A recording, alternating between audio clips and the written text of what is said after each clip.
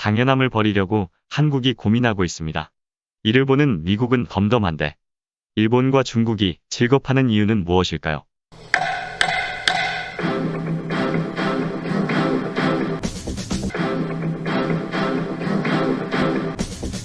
개발 중인 항공모함에 탑재할 전투기 기종을 무엇으로 했을 때 최선이라 할 수 있는가? 항공모함 탑재기라 하면 당연히 미국 전투기 F-35B를 누구나 떠올립니다. 한국이 개발하는 건 경항공모함이어서 다른 대안 자체를 떠올리지 못합니다.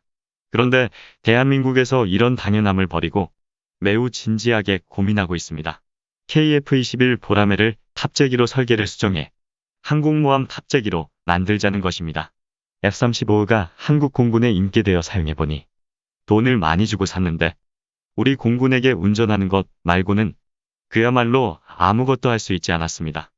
참 좋은 전투기인 것은 분명한데 유지 보수 비용도 너무너무 많이 들고 하다못해 연료를 주입하려고 주입구 마개를 여는 것도 미국의 허락을 받아야 하는 실정입니다.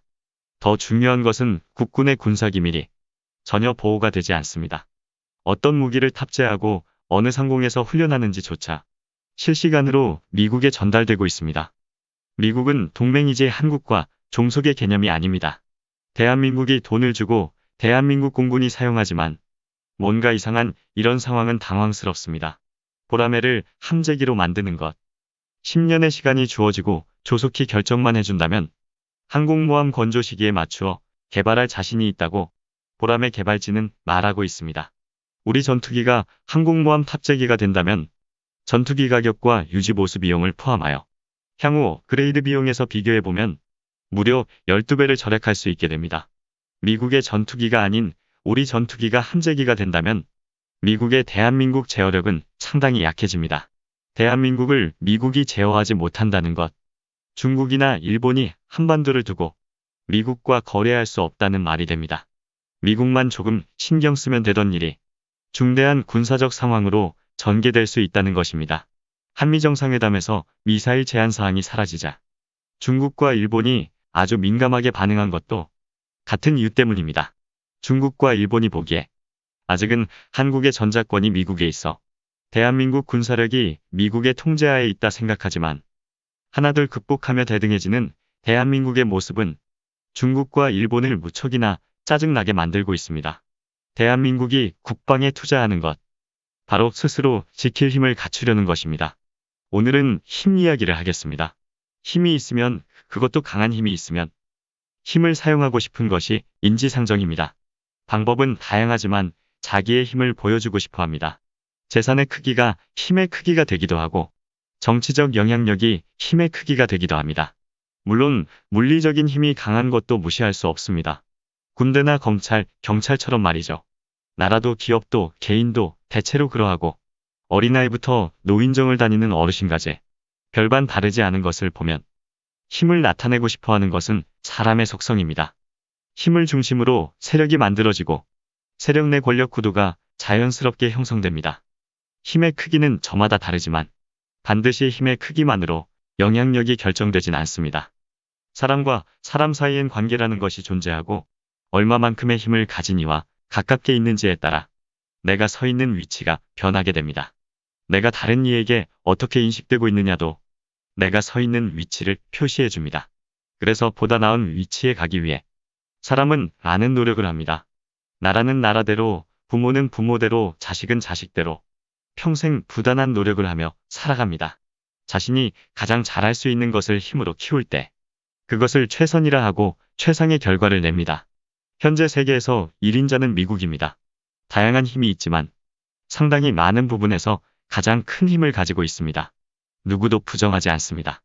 한때 맞수라 여겼던 러시아조차도 미국이 제재하면 힘 한 번 못 쓰고 코피를 흘립니다. 여기서 힘은 돈의 힘, 경제 패권입니다.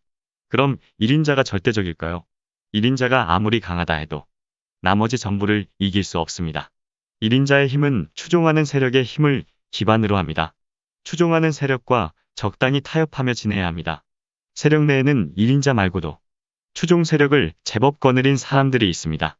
1인자를 위협하지 않아도 1인자는 그들을 신경 쓰게 됩니다. 하지만 그 사람을 힘만으로 눌러버리면 나도 언젠가는 저렇게 될 거라는 의문이 퍼지고 그 세력은 반드시 쇠퇴하게 됩니다. 1인자의 힘이 줄어드는 결과를 가져옵니다. 트럼프가 그런 미련한 짓을 했고 바이든이 극동을 치우려 무진 애를 쓰지만 쉽지 않습니다. 미국 내에서 트럼프가 쌓아놓은 똥을 향기롭다며 지키려는 이들이 많기 때문입니다. 1인자가 가장 어려워하는 상대가 있습니다. 분명 자신보다 물리적 힘은 약한데 1인자가 구축한 세력권에서 머물기를 거부하는 이들과 벗어나려는 이들이 1인자를 힘들게 합니다. 흔히 말하는 별 볼 일 없는 사람인 경우 나가거나 들어오거나 1인자는 신경 쓰지 않습니다. 1인자가 신경 쓰는 사람은 정해져 있습니다. 쓰임새가 많아 이익을 많이 줄 것 같은 사람이면서 뚜렷하게 먼저 저항하는 것 같지는 않은데 1인자에게 고분고분하지 않는 사람입니다. 그런 사람이 보이면 1인자는 두 가지 중 하나를 선택합니다. 확실한 내 사람으로 끌어들이는 방법이 하나 있고 이 방법은 그 사람의 입지가 강해지는 심각한 부작용이 있습니다. 나중에 그 사람이 다른 마음을 먹으면 1인자는 상당히 피곤해집니다. 그런 나라가 현재 중국이라 할 수 있고 과거 100여 년 전엔 일본이라 할 수 있습니다. 100년 전에 일본도 미국이 키웠고 현재의 중국도 미국이 지금의 위치로 키웠습니다. 그러고 보니 탈레반도 미국이 키웠습니다. 이번에 철수하면서 미국은 탈레반에 역대급 전력을 안겨주기도 했습니다. 다른 하나는 내치는 것입니다. 그 사람을 내칠 명분도 없는데 이런저런 이유로 무작정 내치게 되면 세력 내에서 1인자를 경계하게 되고 1인자가 원치 않게 결속력이 떨어집니다. 그래서 1인자는 세력 내의 구성원이 고개를 끄덕일 만한 명분을 만들어냅니다. 기어오를 상한 선을 만들고 이를 정당화시킵니다. 이미 그 선을 넘었음을 알면서 선을 만듭니다. 하면 안 된다는 하한 선을 만들고 이를 정당화시킵니다. 이미 그 선을 넘었음을 알면서 선을 만듭니다. 대표적인 것이 언론, 인권, 종교 문제입니다. 이미 선을 넘어 지키기 어려운 기준을 제시하고 지키지 않았다며 핍박할 명분으로 삼습니다. 건달과 신사를 오가야 하는 1인자의 속성은 그래서 생각보다 피곤합니다. 1인자가 아니라 해도 강자는 많습니다.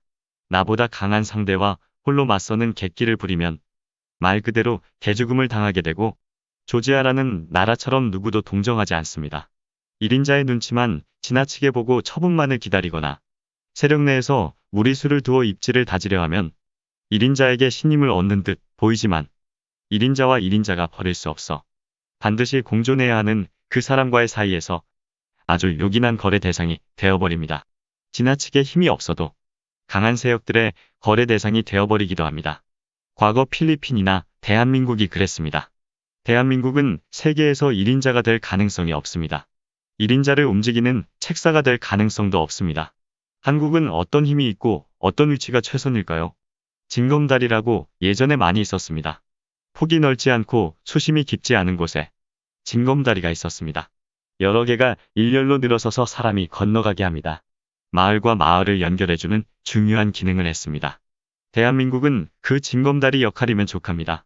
징검다리는 중요하게 보이지 않지만 하나라도 빠지면 사람은 개울을 건너지 못하거나 물에 빠질 불안을 느끼며 건너야 합니다. 꼭 필요한 존재라는 이야기입니다.